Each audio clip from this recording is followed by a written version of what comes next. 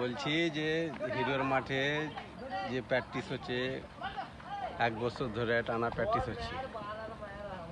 অন্য জঙ্গিপুরে কোনো মাঠে এরকম প্র্যাকটিস হয় না। তো 1 বছরের প্র্যাকটিস হয়েছে, কিন্তু যখন ম্যাচ খেলতে যাচ্ছে অন্য মাঠে, তখন দেখা গেলে রেজাল্টের দিকে কিছুই নাই। হ্যাঁ, বিষয় হচ্ছে যে প্লেয়ারদেরকে একটা টিমের মতন 7টা-8টা প্লেয়ার একসঙ্গে হয়ে টিম একটা যেন সলিড হয়। হ্যাঁ, এই জন্যে কী করতে হবে, এখানে এই মাঠে যাই হোক দেখা যাচ্ছে 28টা 25টা 30টা প্লেয়ার হচ্ছে, ওরকমভাবে খেলা হবে না। কিন্তু ওর মধ্যে ওই সময়ের মধ্যে 10 মিনিট করে সময় 8টা প্লেয়ার, স্পেশাল যারা 8টা প্লেয়ার তাদেরকে একটা আলাদা করতে হবে। তার একটা 8টা প্লেয়ার একটা বিরোধী একটা টিম করতে হবে, দিয়ে একটা খেলা করতে হবে 10 মিনিটের। তাহলে সেই টিমটা কেমন রেজাল্ট করছে, কেমন তারা পাসিং খেলতে পারছে। হ্যাঁ, 10 মিনিটের মধ্যে কোনোটা ধরে 10 মিনিটের সময় ধরে খেলা হবে। তারা কেমন ওই সময়ের মধ্যে রেজাল্ট করতে পারছে, কেমন তারা পাসিং ভালো খেলছে। হ্যাঁ, তাহলে কী হবে, একটা টিম একটা তৈরি হবে, ওই টিমটা বাইরে যেন খেলতে পারে ভালো। হ্যাঁ, কোনো জায়গাতে এই জন্যে একটা টিম, একটা সলিড টিম করতে হবে। না হলে যেখানে খেলতে যাচ্ছে কোনো রেজাল্ট নেই, কোনো নেই, ছিন্ন বিচ্ছিন্ন হলে এভাবে কোনো, তাহলে কী লাভ হচ্ছে। আমরা খেলবো একসঙ্গে, একটা টিম থাকবে, যে কোনো জায়গায় যাবো, যেমন আমরা রেজাল্ট করতে পারি। আর কি ওটা হতেই পারে, কিন্তু খেলার মধ্যে একটা ভালো এটা খেলা দেখাতে পারবো আমরা, পাসিংভাবে ফিনিশিংভাবে ক্লিয়ার ভালোভাবে খেলা দেখাতে পারবো। এই জিনিসটা তো আমাদের হবে। হ্যাঁ, যদি পরে থাকলো, কিন্তু মাঠে ওই খেলতে আসে ইচ্ছা মতো প্র্যাকটিস হয়েছে, কোনো কে বল কাকে দিছে, কোনো এরকমভাবে খেলা একটা এরকম জন্য হবে। একটা টিম থাকবে স্পেশালভাবে, আমরা 8জন প্লেয়ার আজকে কোনো জায়গায় খেলতে যাব, আমরা এসে টিম যাব।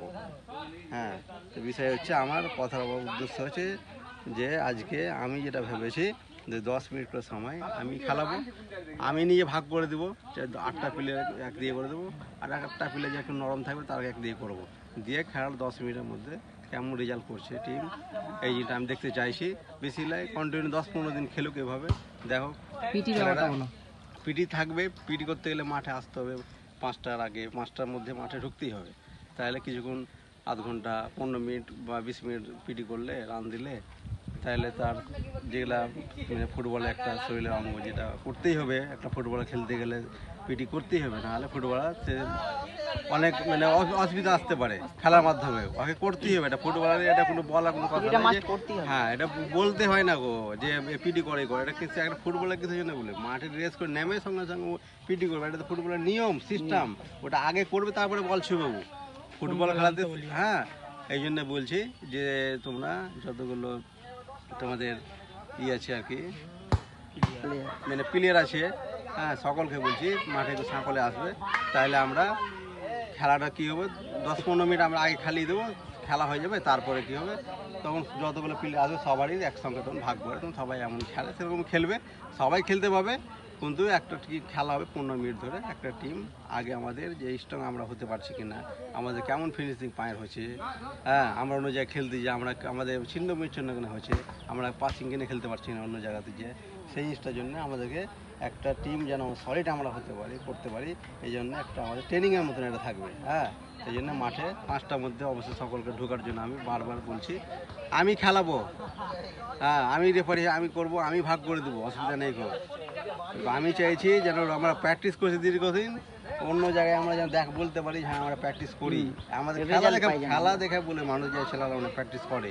হ্যাঁ, এরকমভাবে আমরা অন্য জায়গায় খেলতে পারি, খেলা দেখাতে পারি, কোন নিয়ে আসবে।